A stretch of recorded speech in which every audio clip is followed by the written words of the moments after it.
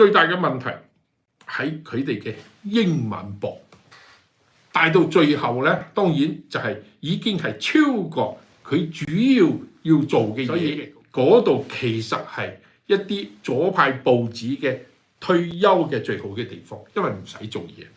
上一任嘅特朗普想派一個人入去呢個 VOA 入唔到去，佢派一個人入呢個 Radio Free Asia 都係入唔到去，因為中間好多技術上邊嘅一層一層嘅阻擋啊。New York Times 係佢哋嘅 standard 係 model 啊，即係抄佢嘅觀點啊、新聞嘅處理啊，都係咁樣做。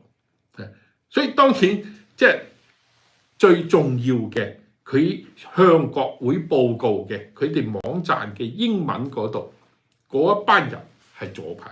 美國之音嘅高層同中國政府嘅 deal， 盲人都睇得出，係咪？其實2015年啊已經發生咗，已經知道咗，因為嗰時阿拉伯之聲 Voice of Arabic 喺對伊拉克廣播嗰邊咧，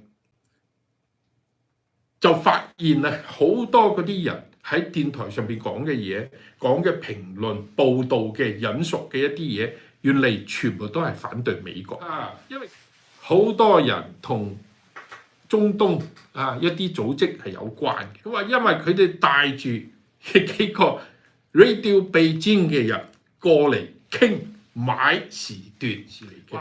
咁啊，我哋就連續做咗好多關於新疆嘅呢個問題啊。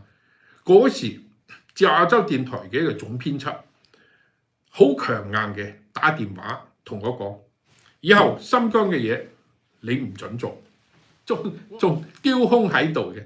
但係咧，佢哋用咗幾多錢？用咗2.5億美金去睇到最近呢10幾年變化係越嚟越大。係佢哋做嘅嘢係越嚟越過分，即係話係邊個時候？奧巴馬啊做呢個總統之後，就越嚟越嚴重呢個問題。